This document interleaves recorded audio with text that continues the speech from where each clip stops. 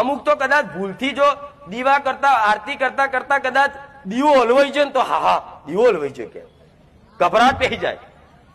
અને કદાચ દીવો કરતી કર્યો અને પવન બવાના ઓલવાઈ ગયો ને તો કે હારું વાત કઈ અપશુકન થશે કે અરે પણ પવન થી ઓલવાયો છું, તું તાર ફરી કરી દે ને, શું લે શંકા કરે? આ શું ખોટું? આવા બધા વ્યાયામ નહીં કરવા કોઈ દાડો. નારિયેળ ક્યાં બગડેલું નીકળે ખરાબ કે એ હા નારિયેળ બગડેલું નીકળ્યું ચમ આવું? હું તો કહું બગડેલું નીકળે તો કે માં તને આલ્યું તું માર એ તારા જોવાનું બગડેલું ખારું લે આલ્યું તને. આ શું ખોટું? હું તો કહું બગડેલું નીકળે તો આપણે બીજું લાવી દો લે માં, બીજું લે બગડેલું નીકળે તો ત્રીજું લાવી દો. પણ એક તો સારું ના કરશે ને, માતાને લેવું જ પડશે. નકારા કરતી હોય કે નહીં લેવું તો લેવું પડશે. એટલે આ બધી ભ્રમ નહીં રાખો. કદાચ કોઈ મઢ આ તો બધા મઢ સાફ કરવો હોય ને તો એ બીક લાગે.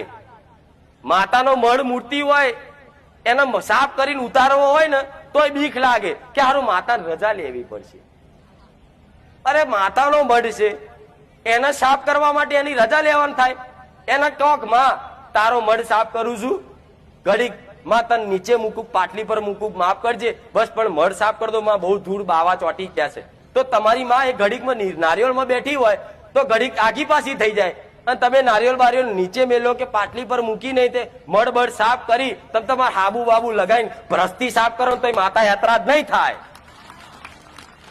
આ ડર ગાળ દીધો સાતની દુનિયાએ, ગાળ દીધો ને તમને ડર. માતા ફોટો બદલતા બીક લાગે કે હું ફોટો બદલીશ ને માતા યાત્રા થશે, અને માતાનો ફોટો બદલવાનો છે ને. એટલે આવું દુનિયા તમને ભ્રમય ચાલે ને કે આમ થાય ને તેમ થાય, કે બિલાડી આડી મળી તો કે આવો અપશકુન થશે, અને એક ને બધી 25 બિલાડીઓ મળે ને તો મારું નામ લેજો, કોઈ અપશકુન નહીં થવા દઉં. આ બધા ભ્રમ નહીં રાખવા. આ બધું રાખો છો ને માનસિકતા, એટલે તો દુનિયા તમને ગોડા અંધશ્રદ્ધા વાળા કે જોડે જોડે મને માતા નહીં કે